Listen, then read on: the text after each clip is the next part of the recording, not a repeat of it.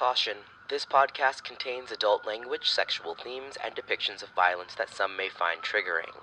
This podcast and its hosts are not responsible for the accuracy of the material presented, as it is strictly based on our own limited research and personal opinions. The information presented is not to be confused with actual investigative files pertaining to the cases or official court and/or law enforcement records and transcripts. What is going on, guys? Thank you so much for tuning into this podcast. This is the fifth fucking time that I'm recording this intro because I keep fucking up. Or I'm record and then I go back and listen to it and I feel like I was just like rambling. So I'm going to succinctly, is that the word? Succinctly wrap this shit up with this intro so we can get into today's wild ass episode. Guys, thank you for the support. Thank you for tuning in. Thank you for telling me what you think of the episodes, for giving me feedback, for listening to it. Thank you guys for sharing my shit on Instagram.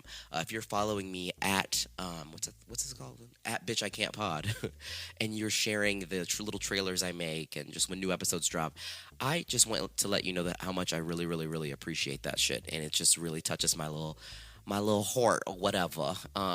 To my friends that are supporting me and listening to the show, to the people I don't know, the complete perfect strangers out there, you are a friend now. You're an honorary friend. So thank you all for tuning in, for sharing. I want to start something where if you share one of my trailers to your Instagram story and tag me, I will shout you out in the beginning of the episode. So we're going to start that now. So if you're going to share my shit, tag me and I will shout you out. We're going to open it up. Drew, thank you for sharing my trailer. For during this comeback, you shared my trailer on your story a few days ago. Thank you so much. The support is appreciated. No one's going to know about the show unless everybody shares it, and that's how people learn about things. So if you like it and you're enjoying it, share it. And also, if you want to write a review, feel free to write one on iTunes. I guess it's called Apple Podcast now. I don't really check reviews on there, so it is what it is. I like the interaction more. So if you want to just message me on Instagram, that'd be amazing. Or message me, comment, tag me. I love, love, love interacting with my listeners. It just makes me so happy. So if you could just, follow at Bitch I Can't Pod and do some interaction, that would be incredible. Today's show is wild. So we are going back to the late 1800s / early 1900s in America, before television, before Instagram, before Beyonce. Today's show is going to be about what happens when opposites attract. It's about love. It's about murder. And it's about the first time wireless technology was used to catch a killer. So y'all sit the fuck back because you got to listen to this one all the way through. You got to get to the end because you just got to get to the end. I say it a lot, but today I truly, truly, truly, truly, bitch, I can't.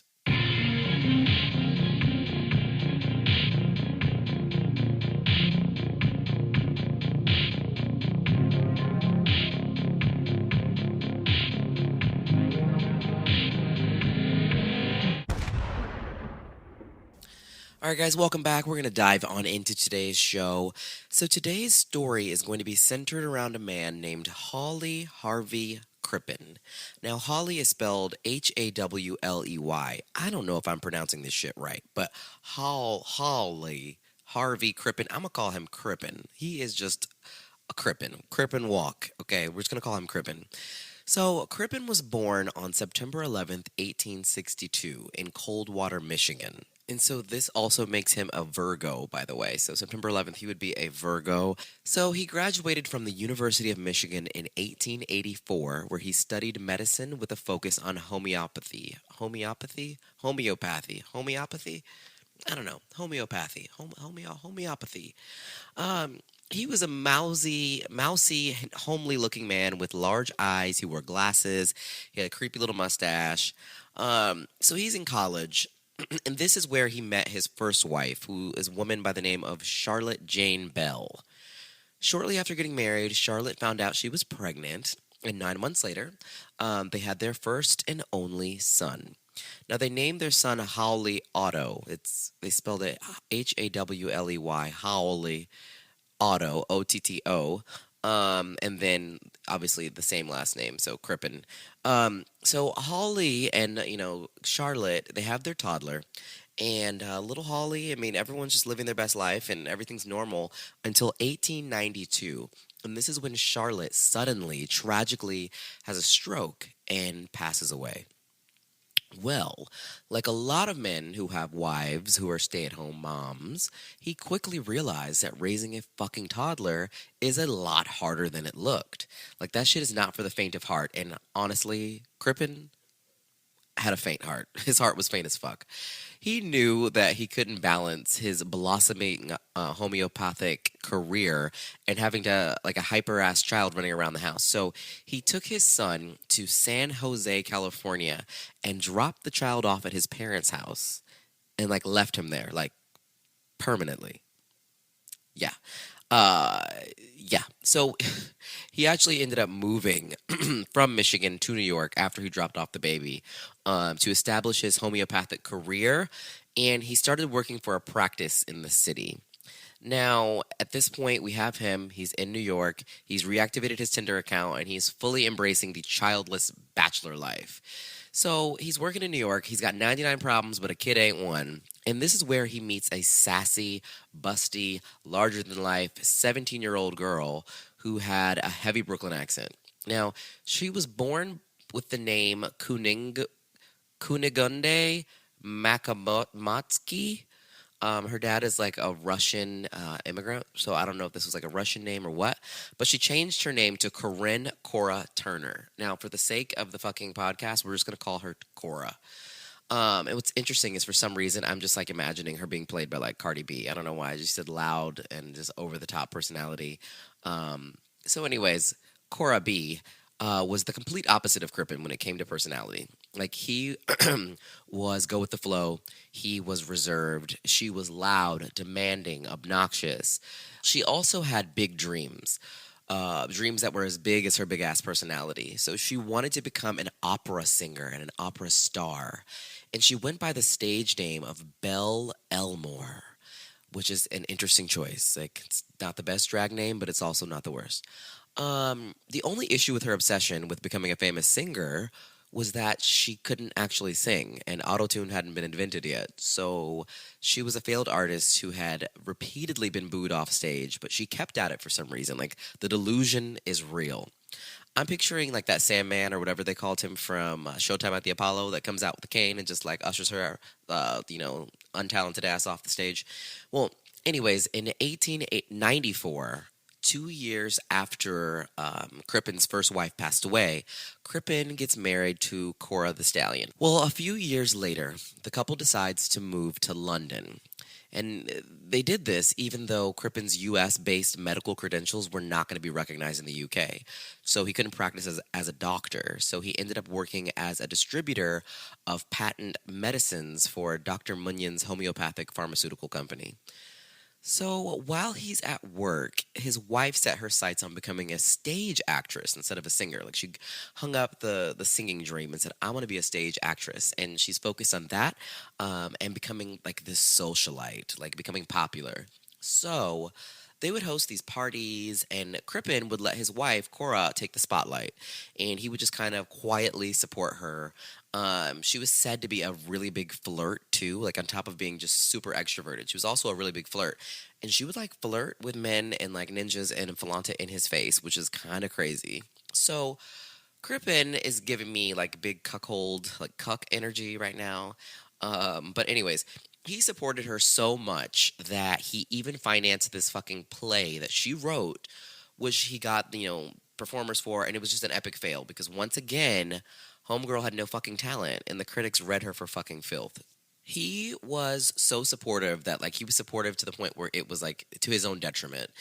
He was putting so much energy and so much time into managing Cora's fucking shitty career that he ended up getting fired from his job because they're like, bro, like, you were literally not, dedicated to your job anymore. So he lost that fucking job. So he ended up taking a job as a manager at the Institute for the Deaf. DEAF for the deaf. So in order to afford the lifestyle that Cora wanted, Cora had to fucking work too. So the only places that would book her were like open mic nights and like super low brow establishments. But for some reason, and I'm assuming it was just to flex, they decided to rent a big ass, like nice house. And Crippen was still spending a huge chunk of his salary on keeping Cora in designer dresses and, fur coats and iced out with her jewelry. I think it was just to keep up appearances, to be honest. They were said to have also started sleeping in separate bedrooms once they moved into the new house because the financial stress had become too much. Also, rumors started flying about Cora having affairs with random men, like all over the fucking town. Well, as time went on, because they were fucking broke and pretending like they weren't, they ended up Airbnb, Jesus. They put one of their rooms on Airbnb basically in this big ass house. So they were renting it out to make ends meet. And this is when old Cora, just true in true Cora fashion, started fucking one of the fucking guys that was renting out the room. Well, you would think that Crippen would have been devastated by this, but naturally, because everyone's fucking trash, he had his own shit going on. So I don't really think he cared that much. Crippen had started having an affair with an 18-year-old secretary who worked with him at the Institute for the Deaf. Her name was Ethel Lenevy. What the fuck ever. Her name was Ethel, which also I can't even picture an 18-year-old Ethel, but anyways, she was that. And he was fucking obsessed with Ethel. She was sweet, she was respectful, she was smart, she was classy. She was basically everything he wanted in a partner and didn't have in his wife. So, and I also think her personality and her temperament kind of mirrored his better. So it was a much better match. I think he had gotten over that whole his bad girl era of like wanting, the opposites. I feel like we've all had that era where we're like, I'm gonna date people that I know are bad for me. I think he had gotten over that and was like, okay, this girl's great, but I'm also married, so I can't really do anything about it. Well, on January 31st, 1910, Crippen and Cora, his wife, hosted another one of their, famous dinner parties. And at this party, Cora humiliated Crippen.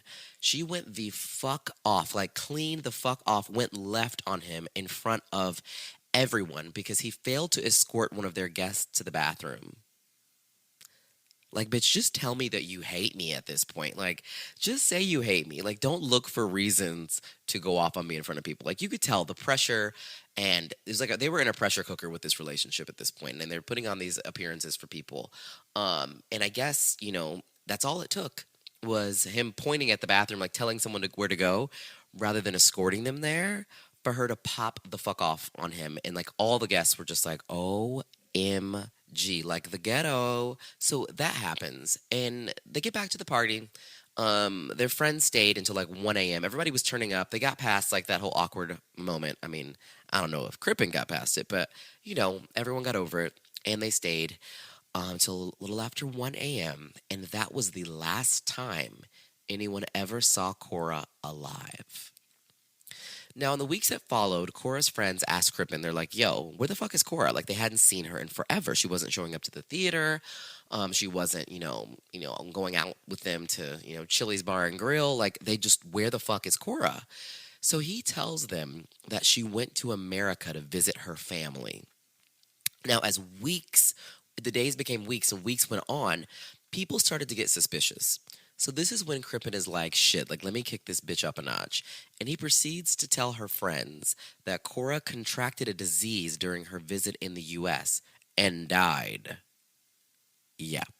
Now, some people accepted this story, and others were still super sketched the fuck out. People really got suspicious, though. And this is the thing. One thing you're going to learn about Crippen is he's just not fucking smart. Like, this man is dumb as fuck. So people started to get super suspicious when his side chick, Ethel, started wearing Cora's jewelry and had moved into the house by February. Mind you, literally, that party was, let me just scroll up, was January 31st. By the end of February, he's already moved the side chick in and she's wearing Cora's jewelry. So it's like, literally by mid-February, he told everyone that she died, and then like 2 weeks later, he's already got the side chick moved in. Like, they're literally Facebook official but this bitch, like, probably her body isn't even like cold yet, or however they say it. The story is the math wasn't mathing. It was all too quick. Everyone is like starting to like look at him like with a side eye. Well, this is when one of Cora's performer friends, who was a strong woman, so she just had muscles. She was basically China from WWE.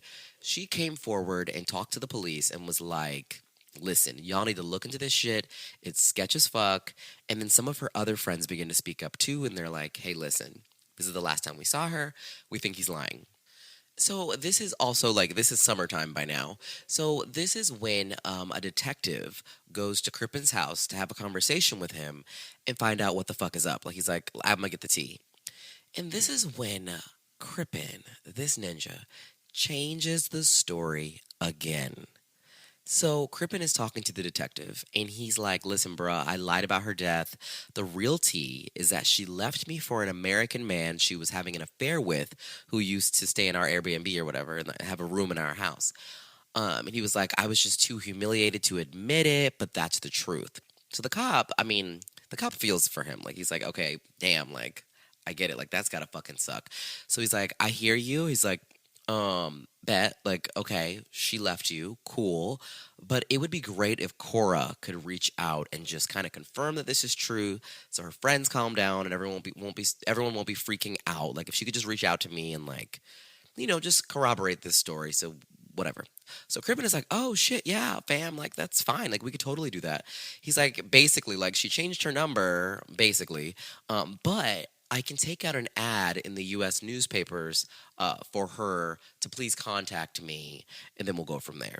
So honestly, this answer satisfied the cop's question. Like the cop was like, okay, cool, like fair. This happened. People, leave, their husbands or their wives all the time. Like shit happens. Just, have her reach out whenever she does, we'll be fine. So honestly, things could have just really ended there. Like they would have been fine. But this is where Crippen, being the fucking moron that he is, this is where he fucks up again. Immediately following this conversation, Crippen and Ethel pack all their shit and hop on a ship to Canada. He literally shaves his mustache. He had a signature mustache. He shaves that off, and Ethel dresses up like a boy, and they get on a fucking ship. Like, she wears boys' clothes. She puts her hair up in a hat. Like, literally the shit you see in movies. Like, she literally does that. And they go on the ship.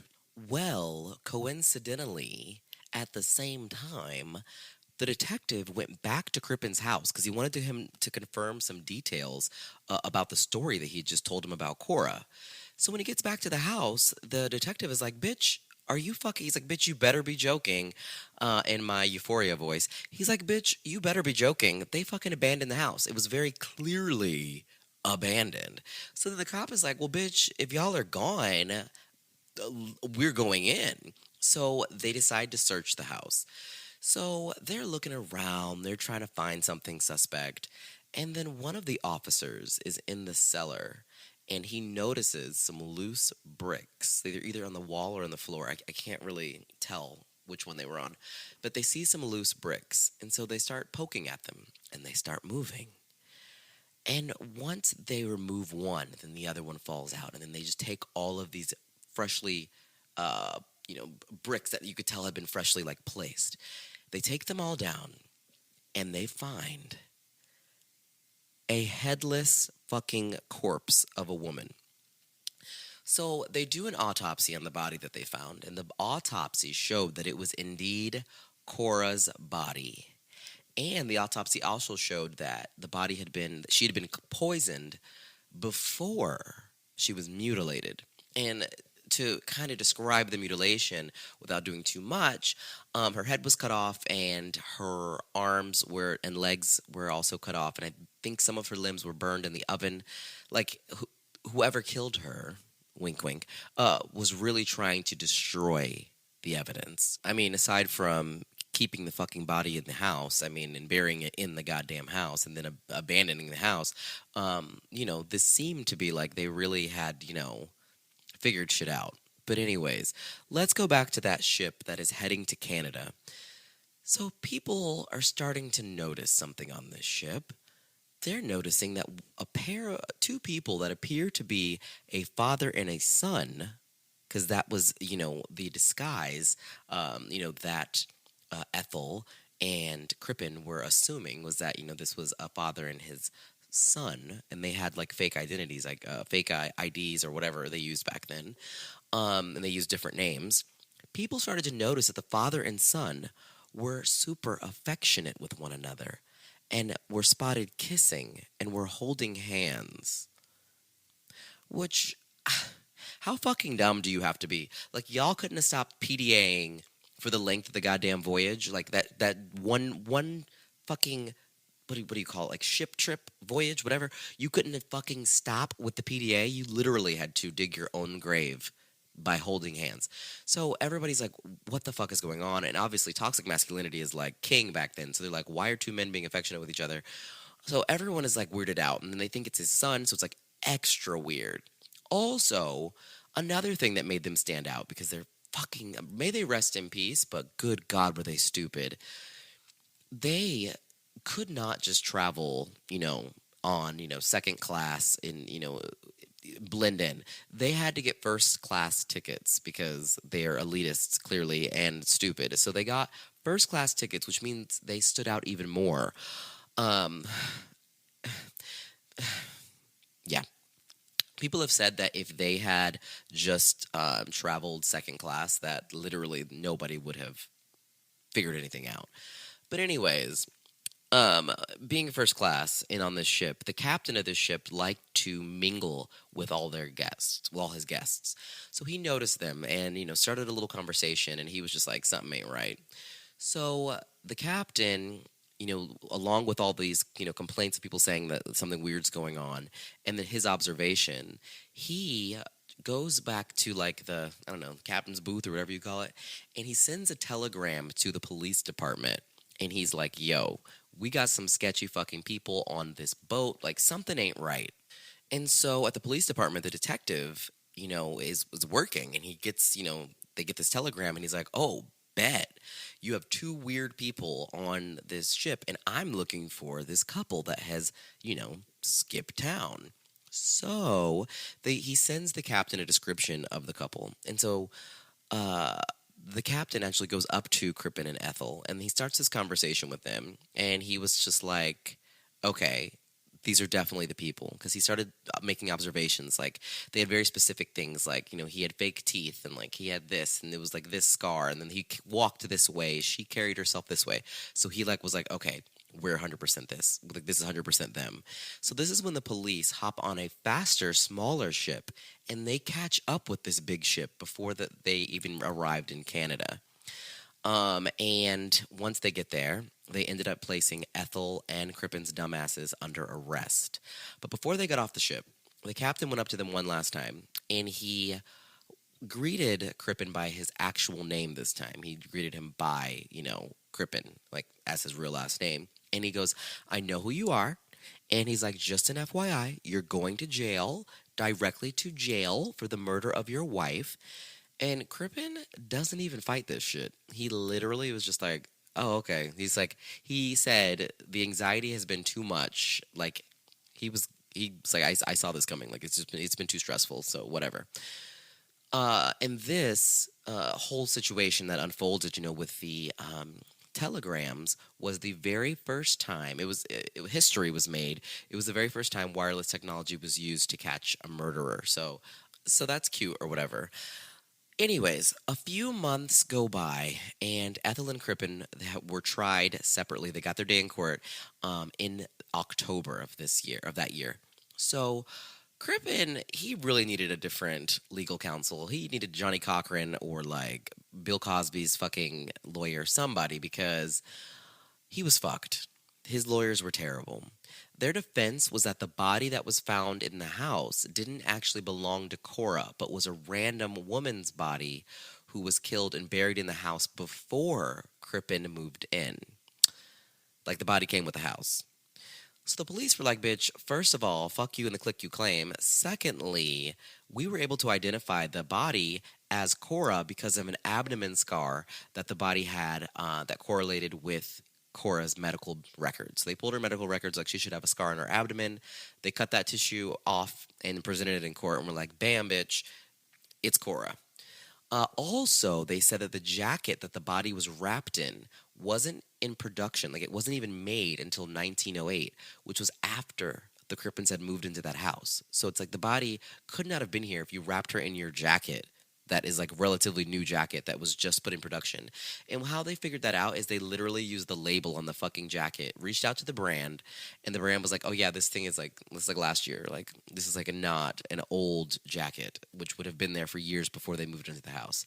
So fucking stupid. Like when I tell you, ooh, this is like the opposite of how to get away with murder.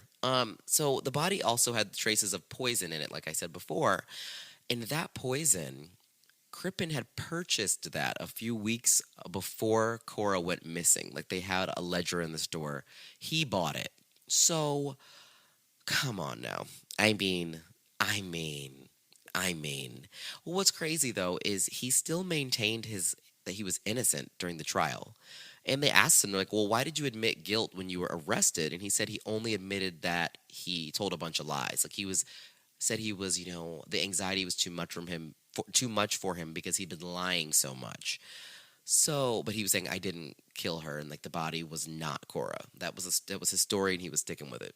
Well, it only took 30 minutes for the court, during 30 minutes of the trial, for them to decide that this fool was guilty, and they convicted him, and he was sentenced to death at the tender age of 48 years old.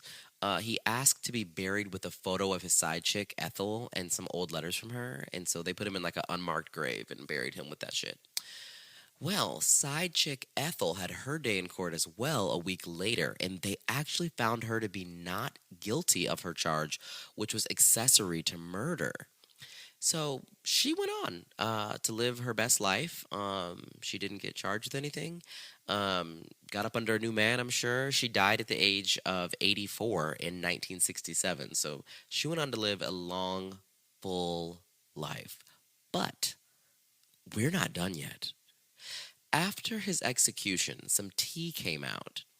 Apparently, there was a series of letters that were allegedly written by Cora. They were found. The police held onto them and never passed them on to Crippen's defense team. So allegedly, these were letters from Cora being like, I'm in America, I'm good, but I'm not going to help you out with this whole, like, when he wanted her to, tell the cops that you really left me for another man. She was just like, I'm not helping you with that. Now, the police held on to these letters and claimed they held on to them because they said it was a hoax. But I don't know. I don't know. I don't know. Also, in 2007, the director of forensic science at Michigan State came out and proclaimed that he believed that Crippen was innocent. He claimed that the scar tissue sample that was used in the trial was just folded skin and wasn't an actual scar. He also went so far as to track down Cora's grandnieces, and these women agreed to do a DNA test. And the result was not that they were 100% that bitch. The result was that the samples from her grandnieces did not match the DNA of the body found in the cellar. This guy also claimed that the body found in the cellar was not a woman. So, I don't know what to believe here. Apparently, there's no real evidence that could substantiate that, like, it wasn't a woman's body. And just because the DNA didn't match, I mean, that could have meant that maybe Cora was the mailman's kid. It could have meant that maybe there's just, she was adopted, and she didn't know about it, and her family didn't tell her. It doesn't necessarily mean like it's a smoking gun here and like, oh my God, like he was innocent. Also, if the body wasn't Cora's, it was wrapped in his jacket. So he killed someone. So it was probably another victim than if it wasn't Cora. But there are people that really do think that he's innocent. I want to know what you guys think. I want to know if y'all think that Crippen did it. Was he crip walking and killing people? Or was he just a guy who got caught up in some shit, and yeah, I don't know. I mean, I know what I believe. I know what I believe. I think that the court made the right decision. I think that he was guilty, but I would love to know what y'all think. So, if you could message me, like I said, message me on Instagram at bitch I can't pod, bitch I can't pod. Also, you can send me a message. You can comment. You can I don't know, share shit. I don't know.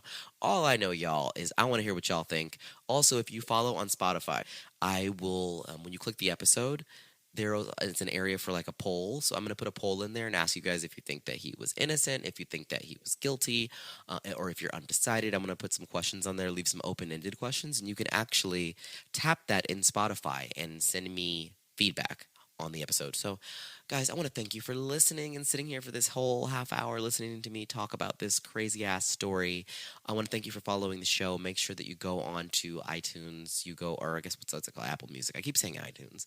Whatever. You go in the Apple shit and you listen to the show. You share it. You comment. Same with Instagram. And yeah, guys, until next time, don't be out here with your side chick killing your wife. Let's just not do that and say that we did. Also, get a better disguise. And if you're going to dress up like a father and son, don't fucking make out, you goddamn weirdos. Anyways, have a good night, day, whenever you're listening. And yeah, bye.